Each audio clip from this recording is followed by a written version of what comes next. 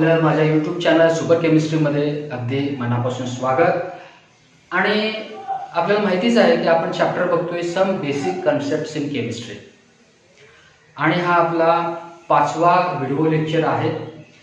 आणि ह्या व्हिडिओ लेक्चरमध्ये आपण सगळ्यात महत्त्वाचा पार्ट जो केमिस्ट्री ज्याच्यामध्ये तुम्ही शिकाल किंवा केमिस्ट्रीशी संबंधित हा बेसिक पार्ट आहे, तो बेसिक पार्ट आज आपण शिकणार आहोत. त्याचं नाव आहे, हेडिंग लिहून घ्या, ॲटॉमिक मास अँड मोलेक्युलर मास. आधीच्या वर्गामध्ये तुम्ही ॲटम आणि मोलेक्यूल ह्याबद्दल शिकलेला असाल. ॲटमला मराठीमध्ये अणू म्हणतात, मोलेक्यूलला रेणू म्हणतात. So what is atom? Atom is nothing but it is the smallest unit of matter, and molecule it is nothing but it is the group of atom, 2 or more than 2 atoms. That group that is called as molecule. Simple definition is there. मग आपल्याला माहिती आहे की every matter has a मास. कितीही सूक्ष्म असला तरी प्रत्येक मॅटरला मास आहे, आणि त्या पद्धतीनं ॲटम किती स्मॉलेस्ट जरी असला तरी त्यालाही मास आहे.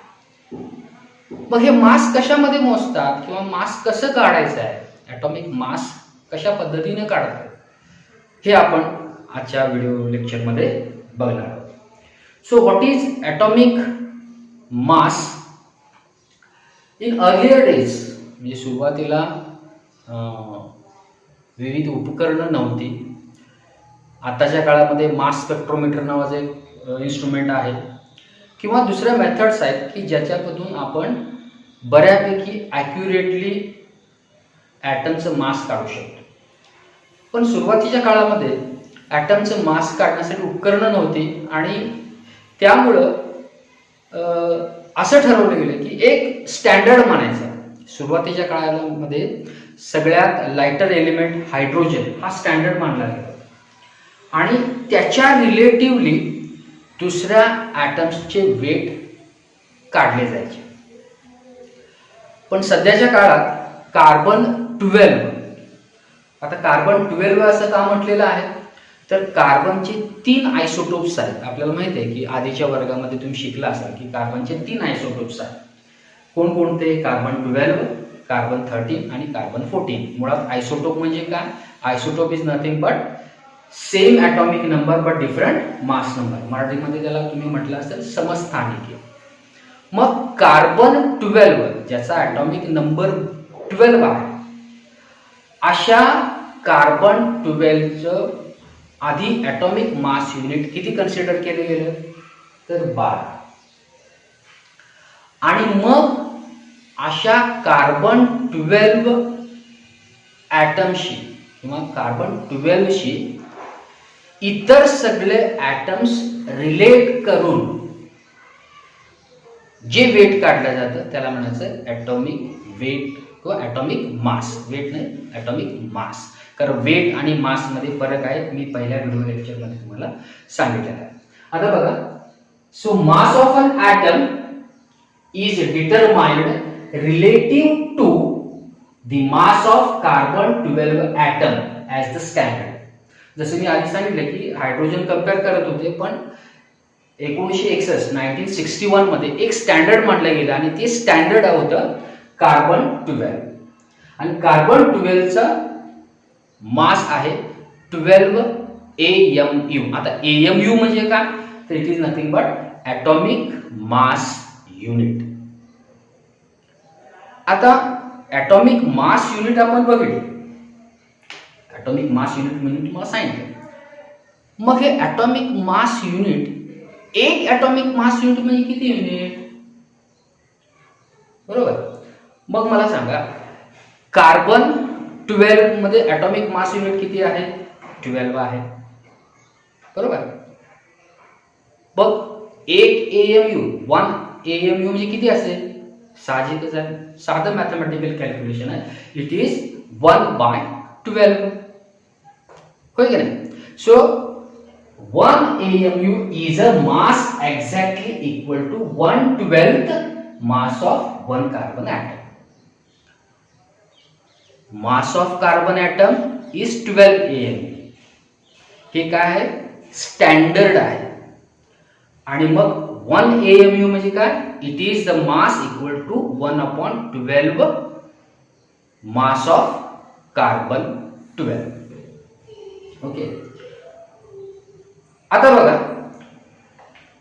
1 AMU 1 AMU आपल्याला समजलं की 1 AMU म्हणजे it is the weight, it is the mass equal to 1/12 mass of carbon atom. मग 1 AMU म्हणजे किती ग्रॅम किंवा किती किलोग्रॅम, हे कसं काढायचं ते आता बघू. आपल्याला माहिती आहे 1 AMU is nothing but 1/12 mass of one carbon atom. आता mass of one carbon atom म्हणजे किती आहे बघा. Mass of one carbon 12 is 6 into mass of proton plus 6 into mass of neutron. आता 6 म्हणजे काय, आपल्याला माहिती आहे कार्बनमध्ये 6 प्रोटॉन्स आहेत आणि 6 न्यूट्रॉन्स आहेत. कार्बन 12 मध्ये म्हणतो मी, कार्बन 12 मध्ये 6 प्रोटॉन आहेत आणि 6 न्यूट्रॉन आहेत. आता प्रोटॉन आणि न्यूट्रॉन ह्यांचं वजन जवळपास सेम आहे, म्हणून आपण काय केलं, 6 + 6 12 घेतलं आणि ह्या दोघींचं ॲव्हरेज मास ऑफ प्रोटॉन घेतलं. ओके. आता मास ऑफ प्रोटॉन किती आहे, 1.66 into 10⁻⁻24 gram. That is into 12. एक प्रोटॉनचा मास आहे 1.66 इंटू 10⁻⁻24 इंटू 12 प्रोटॉन्स, 6 + 6. कारण आपण काय घेतलंय, प्रोटॉनचा मास हा न्यूट्रॉन आणि प्रोटॉनचं ॲव्हरेज किंवा आपण समान म्हटलेलं आहे, जवळपास समान आहे. 1.6749 आणि 1.6727 जवळपास सेम आहे. आणि म्हणून आपण 12 ला ह्या नंबरनं मल्टिप्लाय केलं आणि जे आन्सर येते 1.992 इंटू 10⁻⁻23 ग्रॅम. याचं साधं मल्टिप्लिकेशन केलं तर आपल्याला इतकं आन्सर येतं. आता हा पार्ट मी पिवळ्या भागातून का लिहिलेला आहे, तर हे तुमच्या बुकमध्ये नाही. बुकमध्ये डायरेक्ट ही व्हॅल्यू दिलेली आहे 1.992 इंटू 10⁻⁻23 ग्रॅम. ही डायरेक्ट व्हॅल्यू दिलेली आहे. आता ही डायरेक्ट व्हॅल्यू अशा पद्धतीनं आलेली आहे, फक्त समजावून घ्या, हे तुमच्या बुकमध्ये नाही. आता ह्याला जर मल्टिप्लाय केलं 112 इंटू 1.992 इंटू 10⁻⁻23 ग्रॅम, आन्सर येईल 1.660 इंटू 10⁻⁻24 ग्रॅम. हे वजन कशाचं आहे, 1 AMU 1 atomic mass unit is equal to 1.660 into 10⁻⁻24 gram किंवा इंटू 10⁻⁻27 किलोग्रॅम. ग्रॅम मध्ये असेल तर -24, किलोग्रॅम असेल तर -27 kilogram. That is equal to 1 AMU. आता बऱ्याच वेळेला AMU it is replaced by just U. AMU च्या ठिकाणी आता नवीन पद्धतीने U असे लिहिलेलं आहे. तर U म्हणजे काय, it is nothing but unified mass unit. Okay, U is nothing but unified mass unit. Now let's see what is average atomic mass. Many naturally occurring elements exist as a mixture of different isotopes or more than one isotope. म्हणजेच निसर्गामध्ये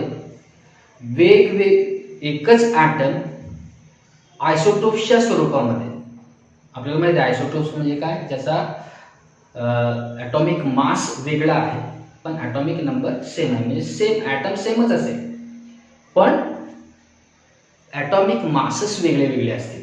जसे की आता मागे सांगितले की कार्बनचे किती आयसोटोप्स आहेत, तर 3 आयसोटोप्स आहेत. कार्बन 12, कार्बन 13 आणि कार्बन 14 ह्या तिन्ही कार्बनचा ॲटॉमिक नंबर सेम आहे. मग अशा वेळेला आता ॲटॉमिक मास तर बदलतोय, 13 येतोय, 14 येतोय, 12 येतोय. मग अशा वेळेला एक कार्बन जर एलिमेंट आपण घेतला तर त्याचा ॲटॉमिक मास किती? जर मी तुम्हाला विचारलं कार्बन 12 चा ॲटॉमिक मास किती आहे, आन्सर काय आहे? 12 आहे. पण जर का कार्बनचा ॲटॉमिक मास तुम्हाला विचारला तर अशा वेळेला ॲव्हरेज ॲटॉमिक मास विचारात घेतला. आता ॲव्हरेज ॲटॉमिक मास म्हणजे काय? इट इज द सम, जेवढे जेवढे ॲटम्स आहेत त्या ॲटम्सच्या ॲटॉमिक मास युनिटचा ॲव्हरेज सम करायचा अँड इट्स रिलेटिव्ह ॲबंडन्स. रिलेटिव्ह ॲबंडन्स म्हणजे काय की तो निसर्गामध्ये किती प्रमाणात आहे आढळतो, याचं ॲव्हरेज केल्यानंतर जे मास येईल त्या मासला म्हणतो आपण average atomic mass. Average atomic mass बघा, ॲव्हरेज ॲटॉमिक मास म्हणजे काय? सर्व आयसोटोप्सच्या ॲटॉमिक मासची बेरीज आणि त्यांचं निसर्गामध्ये किती प्रमाण आहे त्यांचं ॲव्हरेज, ह्या दोन्हींचं ॲव्हरेज करून जे मास येईल त्याला म्हणायचं ॲव्हरेज ॲटॉमिक मास. पिरियडिक टेबलमध्ये प्रत्येक एलिमेंटचं ॲव्हरेज ॲटॉमिक मास दिलेलं आहे. ओके, आता आपण एक एक्झाम्पल बघू. Carbon.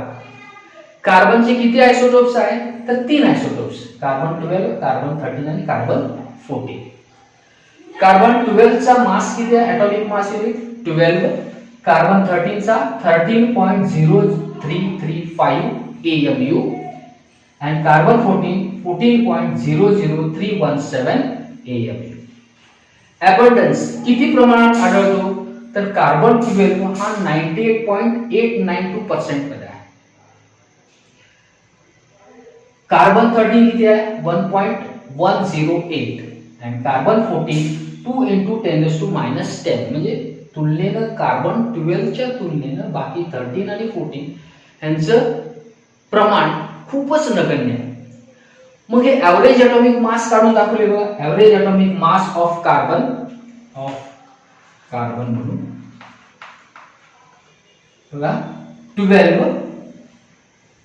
Atomic mass into abundance 98.892 divided by 100. Abundance इथे आपण पर्सेंटेज मध्ये घेतो. Okay, plus carbon 13.00335 atomic mass आहे कार्बन 13 चा इनटू अबंडन्स किती आहे? 1.108% असल्यामुळे divided by 100 and carbon 14 atomic mass आहे 14.00317 इनटू अबंडन्स किती आहे? 2 × 10⁻10 divided by 100. Answer is 12.011 U किंवा याला म्हणून तुम्ही AMU. म्हणजे जर का कार्बनचा ॲटॉमिक मास किती असं जर प्रश्न विचारला असेल that is 12.011 unified mass unit और ॲटॉमिक मास युनिट किंवा जस्ट आपण लिहू U that is unified mass unit. तर बुक मध्ये यूज लिहिलेलं आहे. Okay, so this is an average. परत सांगतोय कार्बन 12 ॲटॉमचा ॲटॉमिक मास किती असा जर प्रश्न असेल तर आन्सर आहे 12 आणि कार्बनचा ॲटॉमिक मास किती आहे तर आन्सर आहे 12.011.